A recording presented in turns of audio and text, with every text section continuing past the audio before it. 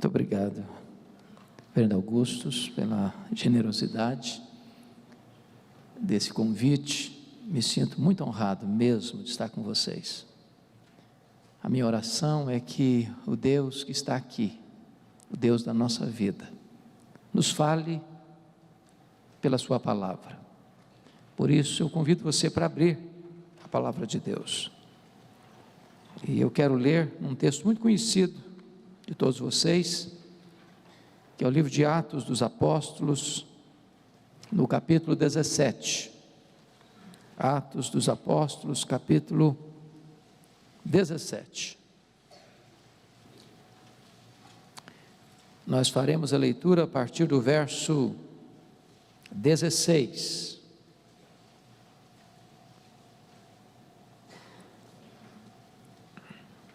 O discurso de Paulo em Atenas.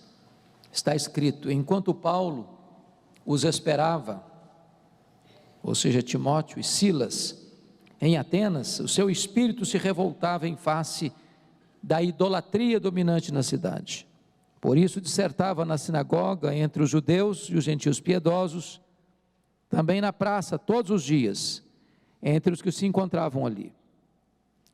E alguns dos filósofos epicureus e estoicos contendiam com ele, havendo quem perguntasse: que quer dizer esse tagarela? E outros: parece pregador de estranhos deuses, pois pregava Jesus e a ressurreição. Então, tomando consigo, o levaram ao Areópago, dizendo: poderemos saber que nova doutrina é essa que ensinas? Posto que nos trazes aos ouvidos coisas estranhas, queremos saber o que vem a ser isso. Pois todos os de Atenas e os estrangeiros residentes de outra coisa não cuidavam, senão dizer ou ouvir as últimas novidades. Então Paulo, levantando-se no meio do Areópago, disse: senhores atenienses, em tudo vos vejo acentuadamente religiosos, porque passando e observando os objetos de vosso culto, encontrei também um altar no qual está inscrito: ao Deus desconhecido.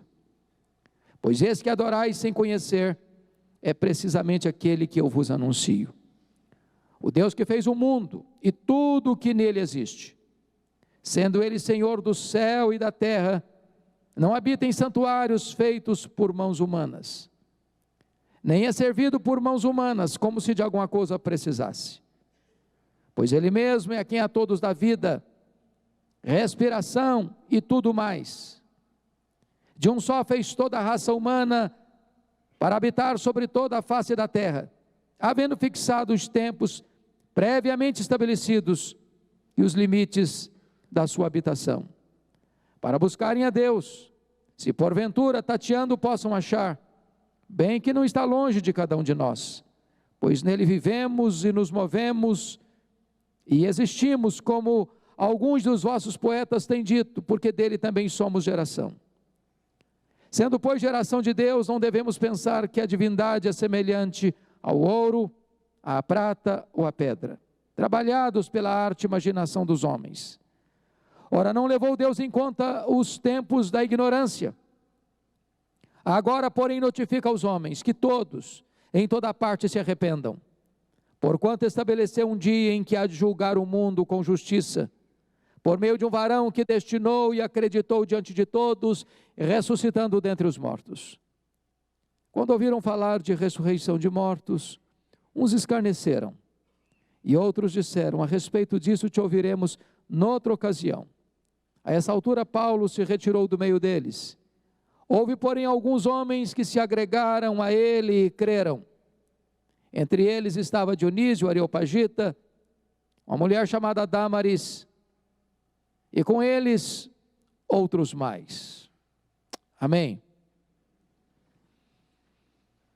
Meus amados irmãos, este grande bandeirante do cristianismo, este maior expoente da fé cristã, maior apóstolo, maior missionário, maior plantador de igrejas da história do cristianismo, está realizando a sua segunda viagem missionária. Depois de ser preso e açoitado em Filipos, colônia romana, depois de ser escorraçado de Tessalônica, depois de ser enxotado de Bereia, não podendo levar consigo nesta fuga seus companheiros de jornada, Timóteo e Silas, ele chega em Atenas, a capital intelectual do mundo, o maior centro universitário do planeta da época, a cidade dos grandes corifeus da filosofia, dos grandes luminares do saber, a cidade das artes, a cidade de Péricles, de Sócrates, de Platão, de Aristóteles, dos homens que encheram bibliotecas com a sua erudição. E diz a Escritura que Paulo chega naquela cidade não como um turista, para admirar os seus monumentos, seus pórticos, seus templos, sua arquitetura, a grandeza dos seus prédios e palácios. Paulo chega ali como missionário. E diz a Escritura que o espírito de Paulo fica revoltado com a idolatria dominante naquela cidade. É curioso isso, porque na cidade mais bafejada e aspergida pela cultura humana, Paulo encontra a mais tosca cegueira espiritual. É possível que os homens alcancem o apogeu do conhecimento, da filosofia, da ciência, da informação e formação intelectual, e ao mesmo tempo navegue nas águas mais turvas da ignorância espiritual, da cegueira espiritual. E o que é curioso é que aquilo que revolta ou provoca a ira de Deus, mexe com a estrutura emocional deste homem. Ele não pode aceitar placidamente aquilo que provoca a ira de Deus. Por isso o seu espírito se revolta. E tem hora que eu me pergunto se aquilo que ofende a Deus, ofende a nós. Se aquilo que conspira contra a santidade de Deus, nos melindra, nos choca, nos deixa também com esse sentimento.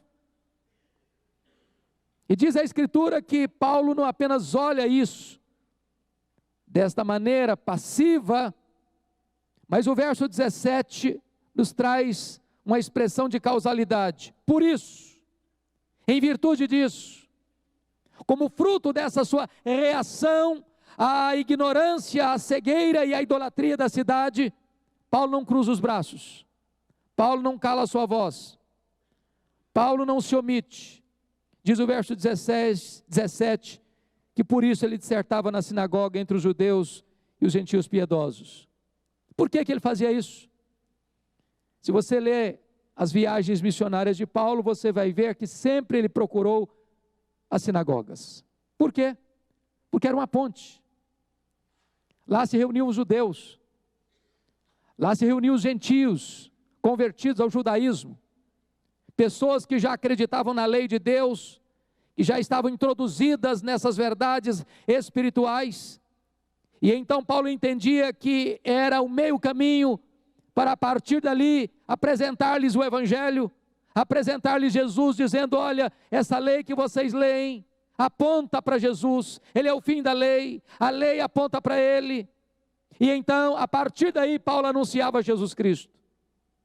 Mas diz o verso 17, que Paulo não está apenas falando nas sinagogas, está escrito aí também na praça, todos os dias, entre os que se encontravam ali.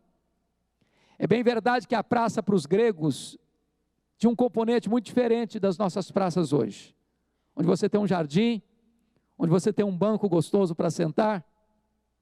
Praça para os gregos era o local onde eles se reuniam para discutir suas ideias, para os pensadores exporem a sua cosmovisão. Era um lugar de reflexão, era um lugar de discussão de ideias, de valores, de princípios. E Paulo é um missionário que não fica preso entre quatro paredes. Paulo é um missionário que vai lá fora onde as pessoas estão. Paulo é um homem que se insere, Paulo é um homem que se apresenta, Paulo é um homem que está onde as pessoas estão, não para admirar as suas ideias, mas para apresentar-lhes o Evangelho de Jesus Cristo. Por isso que ele diz que ele estava ali dissertando, discutindo, arrazoando, mostrando para eles a plausibilidade do Evangelho, que o Evangelho não é algo irracional, que o Evangelho não é algo que você precisa desligar a sua mente, sufocar a sua razão, abafar o seu entendimento. Ele apresenta esta mensagem do Evangelho para as pessoas que estão ali na praça. E o versículo 18 nos diz quem é que estava lá, pelo menos parte do grupo estava lá. E alguns dos filósofos, epicureus e estoicos, contendiam com ele. A grande pergunta é, quem eram esses filósofos? O que eles pensavam? No que eles criam? O que eles defendiam? Qual era a cosmovisão deles? Em primeiro lugar, queridos, os estoicos, ou melhor, os epicureus, eram aqueles que tinham a seguinte filosofia: a vida, o sentido da vida é o prazer. A vida é passageira, não tem futuro, não tem amanhã, não tem eternidade, não tem céu, não tem inferno. A vida é apenas o pequeno curso entre o berço e a sepultura. Portanto, aproveite a vida. O lema deles era: comamos e bebamos, porque amanhã morreremos. Vamos beber todas as taças dos prazeres. Vamos aproveitar a vida. A vida passa e passa rápido. Nós não temos que pensar no amanhã. Paulo discute com essa gente, mostrando para ele o seguinte: não, tem futuro sim, tem um dia do juízo, tem um acerto de contas, todos nós vamos ter que comparecer perante o tribunal de Deus, há um juiz já escalado, e todos nós vamos ter que dar contas da nossa vida. Paulo confronta essa gente, mas Paulo discute também, diz o texto aqui, com quem? Com os estoicos. Quem eram os estoicos? O que eles pensavam? No que eles criam? O que eles defendiam? Os estoicos eram aqueles que acreditavam que a vida é marcada por um destino cego e implacável. Acreditavam que não se muda a vida, que é impossível mudar, que o melhor é se conformar. Talvez a filosofia deles poderia ser resumida na filosofia de Gabriela Cravo e Canela: eu nasci assim, eu cresci assim, eu vou morrer assim, não dá para mudar. Tem tanta gente que ainda hoje pensa assim: não dá mais para mim, eu não posso mudar, não tem como mudar, não há esperança, não há luz no fim do túnel. Paulo diz para essa gente: é possível sim, é possível mudar. Sabe por quê? Porque Deus não levou em conta os tempos da ignorância, mas agora exige de todos os homens em todos os lugares que se arrependam. É possível mudar. Talvez você que entrou aqui hoje possa pensar: mas para mim não tem mais jeito de mudar. Pois tem, porque o que você não consegue fazer, Deus faz. O que você não pode fazer, Jesus Cristo pode.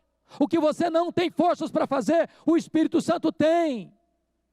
Não há para Deus vida irrecuperável, não há. Eu estava há alguns anos, vereador Augusto, na cidade de Vitória, numa emissora de televisão para uma entrevista. E na sala de espera havia um cavalheiro muito simpático, muito educado, que travou comigo uma gostosa e proveitosa conversa, enquanto nós esperávamos para sermos atendidos. Mas eu não sabia quem era aquele cidadão. De repente ele me conta a sua história. Eu acho que boa parte de vocês se lembra de um dos mais terríveis fatos da história da criminalidade brasileira. No dia 31 de outubro de 1989, São Bernardo do Campo, 7 assaltantes entraram numa agência do Banco Itaú, fortemente armados. E uma criança começa a chorar no colo da sua mãe. Aquela menina chamava Talita. Sua mãe era evangélica, seu pai era evangélico. E um daqueles assaltantes, chamado Paulinho Bang Bang, filho de uma família de classe média da cidade de Piracicaba, brigado com o pai, saiu de casa, mergulhou nas drogas, entrou no mundo do crime, tornou-se um homem perigosíssimo. Com a metralhadora na mão, ele disse para aquela mãe: faça essa menina calar, senão eu mato essa menina no seu colo. A menina não conseguiu se conter, e aquele homem friamente disparou aquela metralhadora e matou aquela criança e a mãe dentro daquela agência. Naquele mesmo dia, a polícia conseguiu matar 5 daqueles criminosos. 2 deles escaparam, dentre eles Paulinho Bang Bang.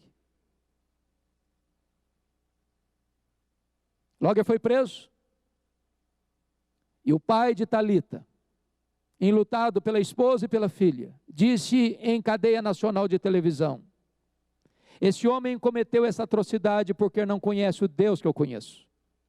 Eu perdoo. Eu perdoo. Mas aquele homem fez mais. Oportunamente, ele convidou um evangelista para ir lá na cadeia, com um propósito: levar uma Bíblia para Paulinho Bang Bang e falar do amor de Deus para aquele homem. Quando o evangelista chegou e falou do amor de Deus para ele, e entregou-lhe a Bíblia, Paulinho Bang Bang, que havia feito uma faca artesanal dentro da cadeia, levanta a sua mão para enterrar o punhal no peito do evangelista. E quando ele levantou a sua mão, uma força maior do que a dele desarticulou a sua força, quebrou emocional, moral e espiritualmente, e aquele moço caiu ao chão completamente sem forças.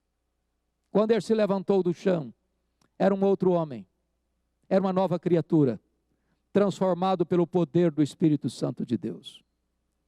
Aquele homem que estava ali na minha frente não era mais Paulinho Bang Bang, era um homem de Deus, convertido, transformado, liberto, lavado no sangue do Cordeiro, que passara por um profundo e sincero arrependimento para a vida.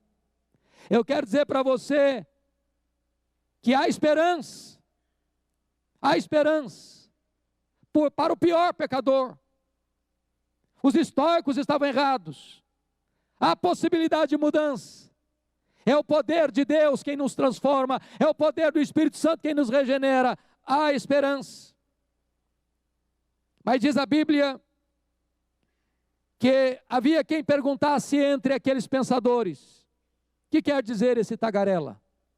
Essa palavra tagarela é muito curiosa. Literalmente ela significa tico-tico no fubá. A ideia aqui é daquele passarinho que fica catando sementes nos esgotos. A ideia aqui é de alguém que fala plagiando os outros porque não tem ideia própria. Eles estavam desta forma escarnecendo de Paulo. E eles estavam perguntando assim: parece pregador de estranhos deuses. Pois Paulo pregava Jesus e a ressurreição. É curioso que Plínio diz que na época que Paulo esteve em Atenas, havia mais de 30 estátuas dedicadas aos deuses naquela cidade. É curioso que Suetônio disse que era mais fácil encontrar lá um Deus do que um homem. Xenofonte chegou a dizer que na época que Paulo esteve em Atenas, cada pórtico, cada altar era dedicado a um Deus. Então aquela cidade era uma cidade politeísta, com muitos deuses, com milhares de deuses.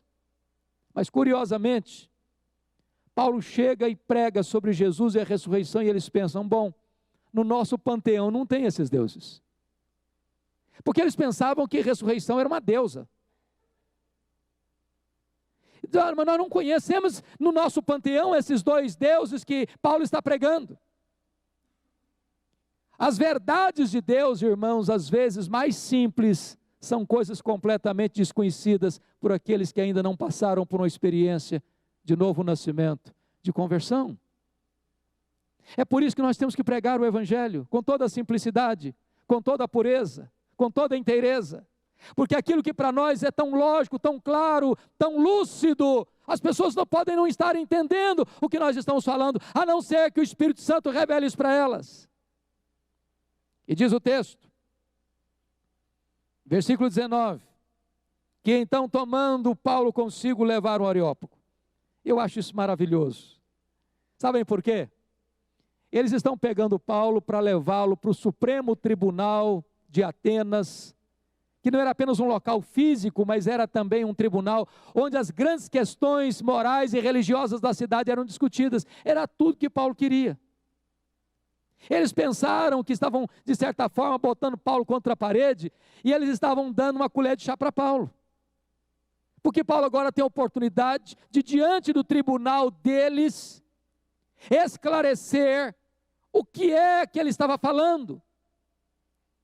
E aí, confira comigo, por favor, o versículo 20.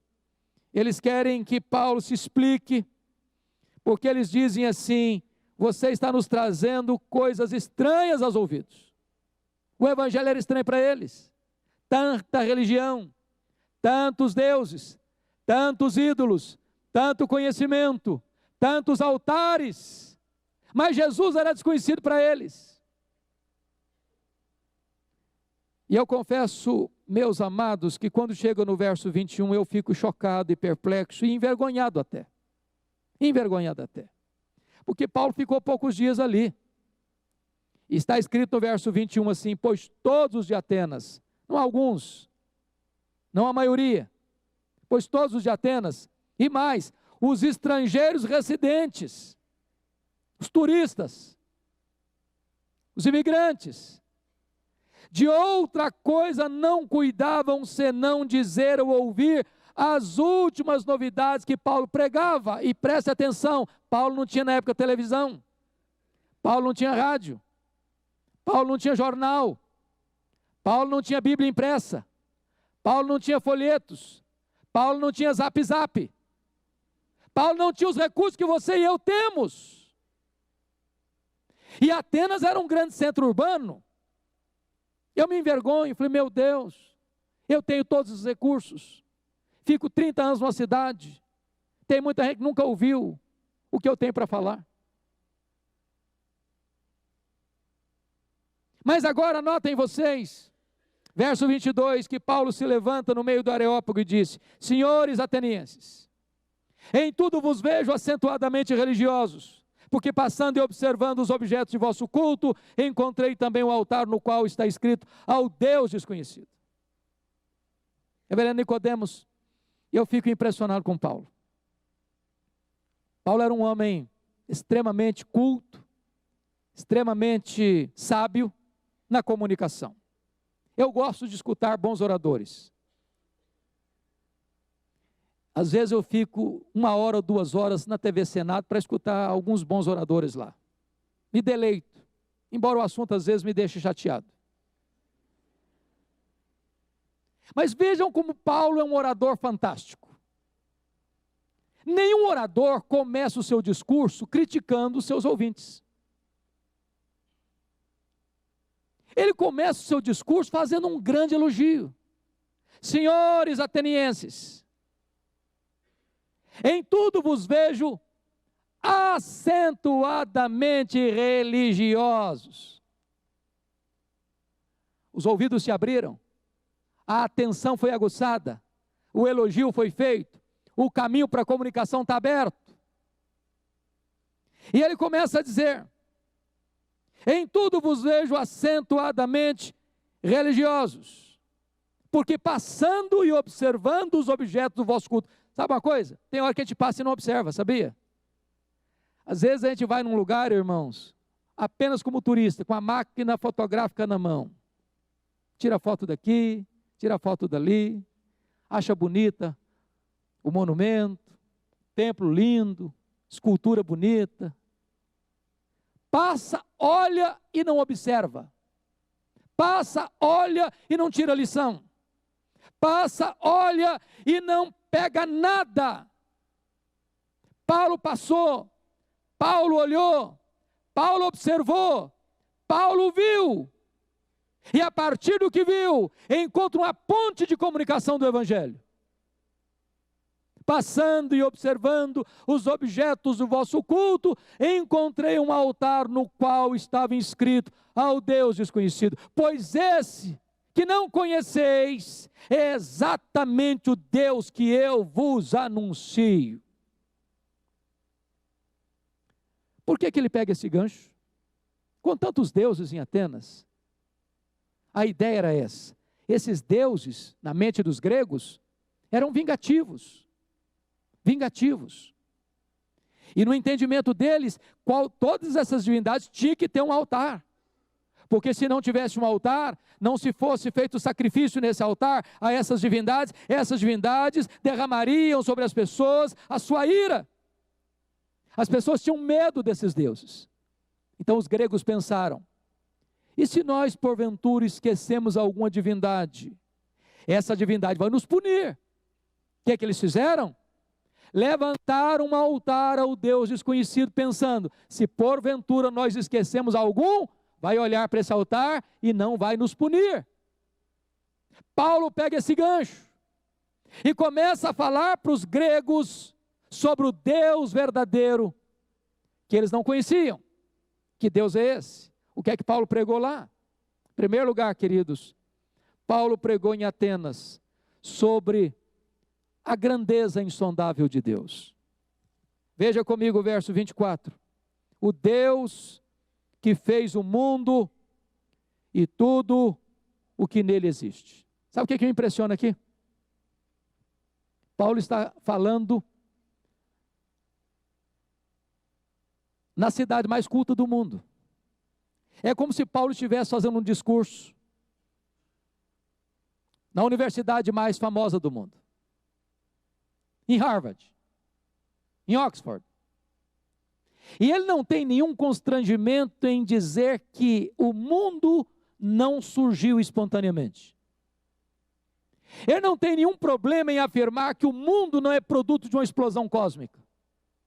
Ele não tem nenhuma dificuldade de afirmar, não, o mundo não veio de uma evolução de milhões e milhões de anos. O mundo foi criado e criado por Deus. Irmãos, desde o ano de 1859, quando Charles Darwin publicou o seu livro Origem das Espécies em Londres, que se esgotou no dia da publicação, é que para muita gente a evolução é uma religião ortodoxa. E há muitas pessoas que pensam que se você crê na criação, você está desprovido de razão. Você é um tolo, você é um ignorante, você é um insensato, você é alguém desconectado do mundo real.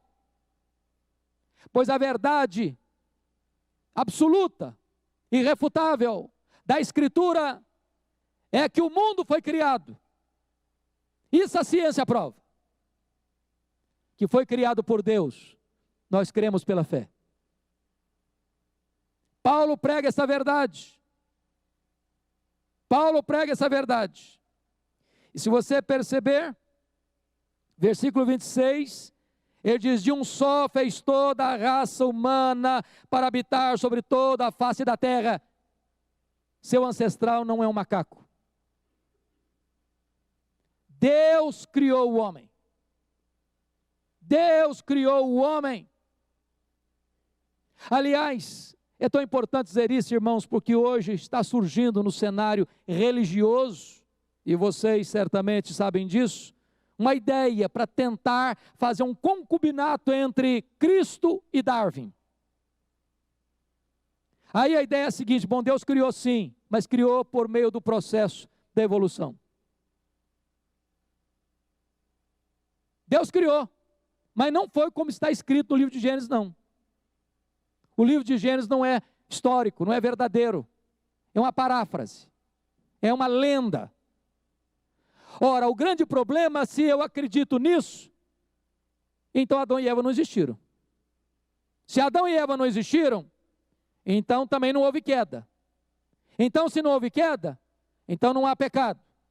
Então, se não há pecado, Cristo veio em vão. Se eu desconstruo esta verdade primeira da Bíblia, todo edifício entra em colapso. Por isso a primeira verdade do cristianismo, irmãos, e nós não podemos fugir dela, é que Deus criou. Paulo prega isso, a grandeza de Deus. Nós não podemos recuar diante dessa verdade insofismável. Deus criou o universo, o mundo e tudo que nele existe. O homem não veio de uma evolução de milhões e milhões e milhões de anos. A Bíblia diz no verso 26, de um só fez toda a raça humana para habitar sobre toda a face da terra. Essa é a verdade primeira de Deus. A segunda verdade que Paulo prega em Atenas, não é apenas a grandeza de Deus, mas também a bondade de Deus. Veja você comigo, por favor, o que ele vai descrever no verso 25, na parte B, pois ele mesmo é quem é todos da vida, respiração e tudo mais. Confira comigo o verso 28, pois nele vivemos e nos movemos e existimos, como alguns dos vossos poetas têm dito, porque dele também somos geração. Deixa eu dizer uma coisa para você, Deus não apenas criou, Deus preserva o que ele criou, Deus cuida do que ele criou. Deus mantém em vida aquilo que ele criou. E eu tenho certeza disso. Deus é tão bom que você e eu estamos aqui hoje. O fato de você estar aqui nesta noite é um milagre de Deus. Porque se Deus encolher a sua mão de sobre você, você perece. Eu pereço. A vida é um milagre de Deus. A sobrevivência é um milagre de Deus. Ter ar nos nossos pulmões é um milagre de Deus. O fato de você andar é um milagre de Deus, de você enxergar é um milagre de Deus, de você ouvir é um milagre de Deus, de você viver e sobreviver é um milagre de Deus. E se Deus está preservando a sua vida até hoje, é porque Ele tem um propósito especial na sua vida. Deus é bom. Ele quem dá vida, Ele quem dá saúde, Ele quem dá inteligência, Ele quem dá pão sobre a sua mesa, é Ele quem nos dá a vida e tudo mais. A terceira verdade que Paulo vai ensinar nesse texto, não apenas a grandeza e a bondade de Deus, mas também o governo de Deus. Confiram comigo o verso 24, na parte B, quando está escrito assim, sendo Ele Senhor do céu e da terra. Esse Deus que os atenienses não conheciam, Ele governa o universo. Ele tem as rédeas da história em suas mãos. Ele está sentado no alto e sublime trono. Levantam-se reis, caem reis, levantam reinos, caem reinos. Deus permanece no trono. Ele é o Senhor, Ele governa, Ele é absoluto. E notem vocês algo sublime. Verso 25, nem é servido por mãos humanas, como se de alguma coisa precisasse. Deus não precisa de você, Deus não precisa de mim. Você e eu precisamos dEle. Ainda mais, preste atenção, a Escritura vai nos informar que esse Deus é o Deus que não precisa nem de mim, e nem habita em santuários feitos por mãos humanas, porque nem os céus dos céus pode contê-lo. Ele não depende de nada nem de ninguém, todos dependem dele. Ele não deriva glória de ninguém, nem mesmo da sua criação. Eu li um livro, pastor Augusto, há pouco tempo, de um autor muito conhecido no Brasil. E depois que eu li esse livro, desanimei de ler esse autor. Ele disse assim no seu livro: Deus não seria Deus se Ele não tivesse criado. E eu pergunto a você, antes da criação, Deus existia? Ele era incompleto? Ele era imperfeito? Ele não era Deus então? Ele era perfeitamente Deus? eternamente Deus, perfeito em si mesmo, feliz em si mesmo, na plena comunhão da Trindade. Deus não deriva a glória da sua criação, no sentido de que Ele depende da criação para ser Deus. Paulo está pregando sobre a majestade de Deus, e os atenienses acreditavam em deuses que eles mesmos fabricavam, deuses que eles colocavam num nicho, e ele ficava lá, Deus que eles entronizavam dentro de um santuário feito por mãos, e ele ficava lá. O Deus que Paulo prega, o Deus que anunciamos, é o Deus que está sentado num alto e sublime trono, e nenhum templo, e nenhum lugar pode contê-lo, porque Ele é maior do que o próprio universo que Ele criou.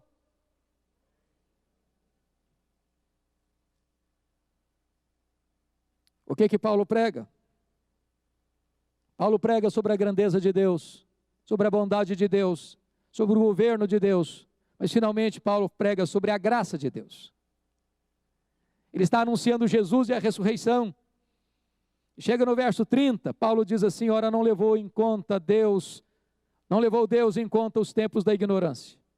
E eu fico pensando, se Paulo tivesse começado o seu discurso como terminou, ele teria perdido o seu auditório.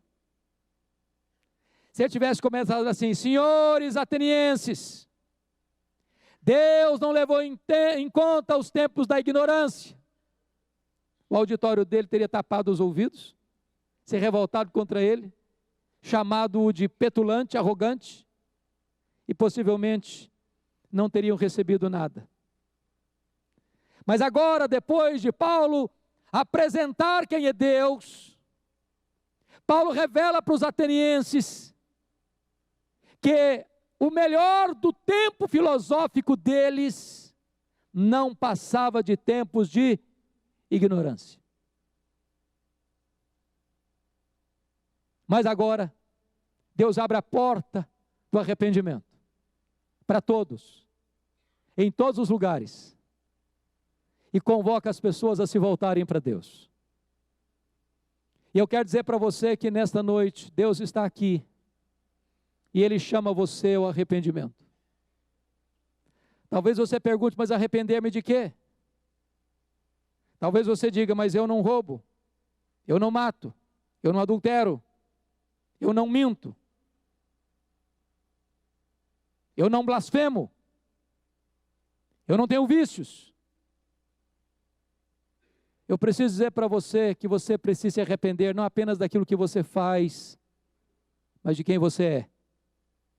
Todos pecaram e destituídos estão da glória de Deus. Mas o que é arrependimento? Arrependimento implica em 3 coisas importantes. Primeiro, mudança da sua mente. A não ser que você reconheça que o que você faz, o que você fala, o que você pensa, está tomado de coisas erradas, maculado pelo pecado, manchado pelo pecado, afetado pelo pecado. A não ser que você mude a sua cabeça, seus pensamentos, seu entendimento, seus conceitos, seus valores, não há esperança. É mudança de mente. Ninguém pode dizer que se arrependeu e continua no mesmo caminho, com as mesmas ideias, com os mesmos conceitos, com os mesmos valores. Segundo, arrependimento implica em mudança de emoção. É tristeza segundo Deus, que produz arrependimento para a vida. Em outras palavras, uma pessoa arrependida, ela fica triste com o seu pecado. Ela não se alegra com o seu pecado. Ela não se deleita no pecado. Porque o pecado é a pior de todas as coisas que pode acontecer com você e comigo. O pecado é pior do que a pobreza, o pecado é pior do que a doença, o pecado é pior do que a morte, o pecado é pior do que o inferno. O pecado é maligníssimo. A não ser que você tenha tristeza de pecar contra Deus, não há esperança de arrependimento.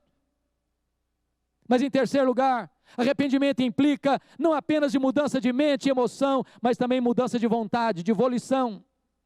Arrependimento significa que você dá meia volta e retrocede e deixa aquilo que você fazia e começa uma nova direção. Não é arrependimento e novamente arrependimento, é arrependimento e frutos de arrependimento.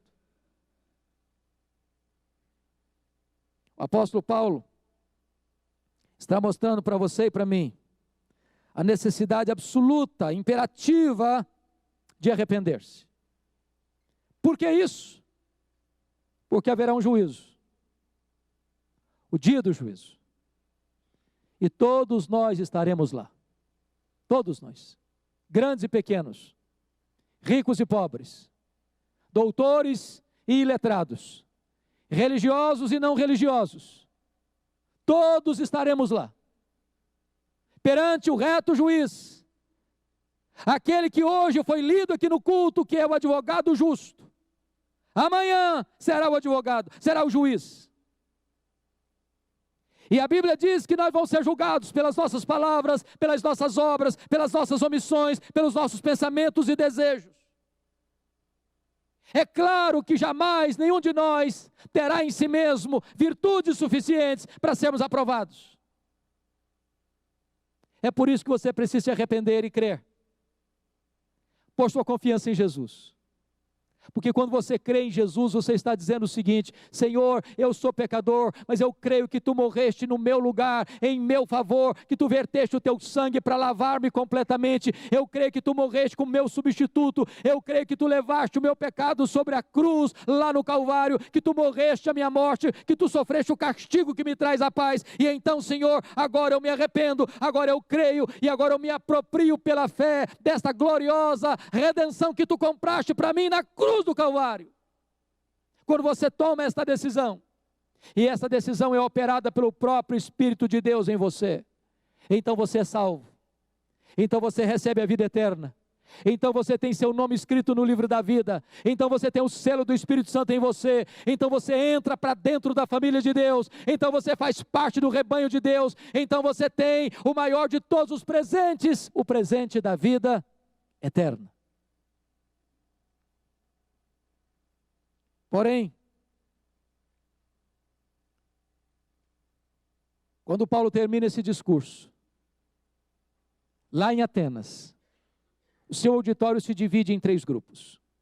O primeiro grupo está aí no versículo 32. Diz que uns escarneceram. E até hoje, quando o evangelho é pregado, há rejeição, há repúdio. As pessoas olham e dizem: eu não concordo, eu não aceito, eu não creio, eu rejeito. A minha esperança é que nesta noite não haja ninguém aqui que tome esta posição. A minha esperança é que ninguém aqui nesta noite feche com as suas próprias mãos a porta da graça de Deus e recuse a maior e mais generosa oferta de Deus, a salvação. Mas se você, nesta noite, escarnecer, você não é nem melhor nem pior do que os intelectuais de Atenas, que ouviram o apóstolo Paulo. A segunda decisão do auditório de Paulo está aí no verso 32. Eles adiaram. A respeito disso te ouviremos noutra ocasião. E eu confesso para vocês que aqui está o maior perigo para a sua alma. É você concordar. Não, eu creio que isso é a verdade. Eu acho que eu sou pecador mesmo. Tenho certeza que só Jesus Cristo salva. Eu tenho certeza que eu preciso me arrepender. Eu sei que eu preciso crer. Eu sei que o Evangelho é a única resposta. Eu sei que não há outro caminho. Eu sei que não há outra porta para o céu. Eu sei que só por meio de Jesus o homem pode ser reconciliado com Deus. Mas agora não. Tem pendências na minha vida. Eu preciso resolver algumas coisas. Tem muita coisa que eu preciso acertar ainda. Está muito cedo. Quem sabe um dia, noutra ocasião, eu vou tomar posse desta verdade e vou me render a Jesus Cristo como meu Salvador. Aqui está o perigo. Porque esta é uma ilusão de você pensar que você está no controle. Que você pode tomar essa decisão a hora que você quiser. Por você mesmo você jamais tomará. seu coração é enganoso, seu coração é endurecido, e a não ser que o Espírito Santo de Deus opere em você, você tornar-se ainda mais rebelde à graça de Deus. Eu li uma história, certa feita, que me marcou muito. Não é uma história com H, é uma história. Diz que houve uma assembleia no inferno, e os demônios estavam muito preocupados, porque pessoas estavam se arrependendo e crendo em Jesus, e sendo salvas. Naquela assembleia, os demônios levantaram muitas possibilidades para impedir as pessoas de crerem e serem salvas. Aí levantou um demônio e disse: eu tenho a solução. Vamos dizer para o povo que a Bíblia não é verdade, que a Bíblia está cheia de mitos, de equívocos. Quando um pregador se levantar para pregar a Bíblia, ninguém vai crer. Aí levantou outro demônio mais experiente e disse: não, essa não vai funcionar não. Esse livro já enfrentou fogueiras, esse livro já passou pela perseguição mais atroz, e esse livro tem sido a bigorna que quebra todos os martelos dos críticos. Sempre que se for pregado e alguém crer, ele vai ser salvo. Aí levantou outro demônio e disse: não, então vamos dizer que o homem não é pecador. Quando alguém falar que o homem é pecador, ele vai rejeitar isso aí. O homem é bom, o homem é bom, o homem é bom. O homem é produto do meio, e se o meio for bom, ele vai ser bom. Levantou outro demônio e disse: não, essa não vai funcionar também não. Porque quando o evangelho for pregado, o homem vai ser convencido de pecado, e aquele que for convencido de pecado pelo Espírito Santo, vai se arrepender e crer, vai ser salvo. Aí levantou o demônio e disse: não, eu tenho a solução. Vamos dizer que a salvação não é só por meio de Jesus. Tem outros. Nota de rodapé. Eu fui a um médico há poucos dias, e eu estava lá deitado na maca, esperando o médico chegar. Era um exame de coração, um check-up. E ele entrou e disse: bom dia, doutor, tudo bem com o senhor? Ele respondeu: tudo bem, e você? Eu falei: eu estou bem. Falei: você está indo para o abismo? Falei: não, doutor, estou indo para a glória. E se o senhor quiser, tem vaga.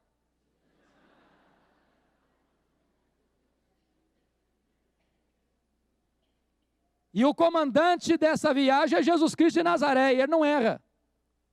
Aí ele me disse: aí você foi petulante demais. Tem outros.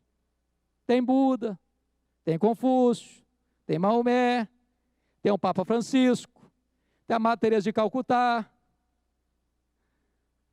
Tem outros. Eu disse para ele: doutor, o problema é que só Jesus de Nazaré veio do céu. Os outros vieram da terra. E tem mais, doutor. Se o senhor quiser visitar o túmulo dos outros, o senhor pode visitar, mas o túmulo de Jesus de Nazaré está aberto. Ele ressuscitou. Ele ressuscitou. Deixa eu dizer uma coisa para você, querido. Os demônios vão dizer assim: não, mas tem outros. Toda religião é boa. O que é importante é você ser sincero. Todo caminho leva a Deus. O que importa é você ser sincero. Mas sinceridade não leva ninguém para o céu. Tem muita gente sinceramente errada. Tem muita gente sinceramente indo para o inferno. Tem muita gente sincera condenada eternamente. E muitas propostas foram levantadas então naquela assembleia. Até que levantou o maioral dos demônios e disse: eu tenho a solução. Vamos dizer que a Bíblia é a verdade. Vamos dizer que o homem é pecador. Vamos dizer que só Jesus Cristo salva. Só vamos dizer mais uma coisinha. Vamos dizer para as pessoas deixar essa decisão para outro dia, para depois, para mais tarde. Está cedo demais. E esse dia nunca vai chegar. E aqueles que nunca sentiram necessidade e arrependimento na terra, sentirão grande agonia no primeiro minuto de inferno. Mas é tarde demais. Hoje é o dia, agora é o momento. Não deixa para depois. Eu fico imaginando aqueles passageiros do voo 3050 da TAM, de 17 de julho de 2007, saindo de Porto Alegre para o aeroporto de Congonhas. 199 pessoas morreram. Quantos projetos, quantos planos, quantos sonhos, quantas reuniões, quantos almoços, quantos jantares, quantos encontros, quantos negócios, quanto planejamento para o futuro, imaginando que estavam no controle da vida. Você não pode ter garantia de que estará vivo daqui a um minuto. Por isso, a ordem de Deus é essa: se hoje você ouvir a voz de Deus, não endureça o seu coração. Hoje é o dia, agora é o momento de você se arrepender e voltar-se para Deus. Mas louvado seja o Senhor. No verso 34, a última decisão. Há uma última resposta. Se os primeiros zombaram, os segundos adiaram, o terceiro grupo creu. Alguns homens que se agregaram a ele e creram. E a minha esperança e oração é que nesta noite, nesse templo, na capela ao lado, lá na escola, os que estão nos ouvindo pela internet, possam também crer e serem salvas. Porque Jesus Cristo disse: em verdade vos digo, quem crê em mim tem a vida eterna. Hoje é o tempo oportuno de Deus para a sua vida. Esta pode ser a noite mais importante da sua história. Hoje você pode entregar seu coração a Cristo e recebê-lo como seu Salvador, e ser salvo, perdoado, liberto, transformado pelo poder do Espírito Santo de Deus. E eu quero terminar contando para você uma história que me marcou muito. Aconteceu no dia 30 de junho de 1958, lá nos Estados Unidos, fronteira com o Canadá. Lá em Niágara, o maior equilibrista do mundo, Charles Blondin, propôs o maior espetáculo daquele século. Prometeu esticar um cabo de aço entre Estados Unidos e Canadá por sobre a tormenta e passar naquele cabo de aço. Pessoas vinham de Nova York, de Buffalo, de Toronto. Multidões se ajuntaram ali. E diante de olhares quase que petrificados, Charles Blondin subiu naquele cabo de aço. Lá embaixo a tormenta, as pedras pontiagudas, as águas fortes, robustas, ágeis, violentas, precipitavam sobre as pedras, anunciando que quem caísse ali morreria inevitavelmente. E ele sobe no cabo de aço, diante dos olhares presos, quase que sem respiração as pessoas olhavam, e ele caminhava calmamente, sobranceiramente, confiantemente, até atravessar para o outro lado. A multidão irrompeu em aplausos efusivos e demorados. Então ele se volta para o seu empresário: senhor Concorde, diz Concorde, agora você vem comigo. E Concorde sobe com ele naquele cabo de aço. A multidão não consegue respirar, os olhares presos, fixados, respiração suspensa, e ele caminhava calmamente, seguramente, confiantemente. Quando estavam no meio do abismo, um espertalhão foi lá e cortou uma das amarras que sustentavam o cabo de aço, e o cabo de aço começa a balançar, e ele diz para o Concorde: Concorde, confia em mim, você e eu somos um agora, nós vamos passar. E continuou caminhando, a multidão olhando, respiração suspensa, e ele continuou caminhando, até chegar do outro lado. A multidão aplaude, demorada, ruidosa e efusivamente, aquela grande façanha. Eu quero dizer para você que entre a terra e o céu há um grande abismo. A bocarra aberta para tragar você. E só existe um que pode conduzir você em segurança da terra ao céu. Este é Jesus Cristo de Nazaré, o Filho de Deus. Se você confiar nele, se você se entregar a ele, se você pôr sua confiança nele, se você se arrepender dos seus pecados e crer nele, Ele pegará você pela mão direita, Ele guiará você com seu conselho eterno, Ele receberá você na glória. Hoje você pode tomar esta mais importante decisão da sua vida. Feche seus olhos por um momento, por favor. Curva a sua fronte.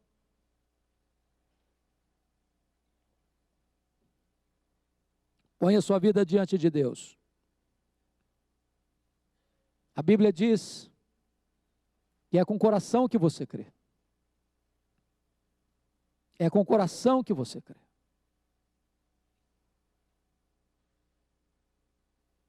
Então agora mesmo, aí no silêncio do seu coração, fale com Ele. Fale com Ele. Arrependa-se dos seus pecados. Arrependa-se. Peça misericórdia a Ele. Ele é rico em perdoar. Ele tem prazer em perdoar. Ponha a sua confiança no Filho de Deus. Ele morreu por você. Ele verteu o seu sangue por você. Ele levou sobre o seu corpo, no madeiro, os seus pecados. Ele foi traspassado pelas suas iniquidades. Ele morreu a sua morte. Ele bebeu sozinho o cálice da ira de Deus, que devia ser derramado sobre a sua cabeça. E agora Ele oferece para você a vida eterna. Ponha sua confiança em Jesus. E Ele oferece a você gratuitamente o presente da vida eterna. A salvação bendita, que nenhum tesouro desta terra pode comprar. E a Bíblia diz que se hoje você se voltar para Deus, Deus se volta para você. Hoje, se você se arrepender, os braços da graça de Deus se abrem para acolher você. Hoje, a porta do céu está aberta e esta porta é Jesus. Hoje, o caminho para o céu está livre e este caminho é Jesus. Hoje é um tempo de graça. Hoje é um dia de oportunidade. Hoje você pode tomar a mais importante decisão da sua vida. Eu quero orar por você e pedir que Deus abençoe o seu coração nesta noite. Ó Deus bendito, glória ao teu nome, porque a tua palavra é verdadeira, porque a tua palavra é viva, porque a tua palavra é eficaz. Ó Deus bendito, nós te damos graças por essas pessoas que estão aqui te adorando nesta noite, ouvindo a tua palavra. Nós te pedimos, ó Deus, aplica a tua palavra em cada coração. Se porventura entrou alguém aqui neste santuário, na capela, na escola, na internet, meu Deus, que ainda não teve um encontro pessoal com Jesus Cristo, como seu Salvador pessoal, que nesta noite este coração se renda. Que haja salvação nesta casa. Que haja alegria no céu diante dos teus anjos. Que haja festa aqui na terra, nesta igreja. Por perceber, Deus, a manifestação da tua graça salvadora entre nós. Glória ao teu nome, porque tu és o Deus de toda graça, o Deus que perdoa pecados, o Deus que levanta o caído, o Deus que restaura o quebrado, o Deus que faz tudo de novo na nossa vida.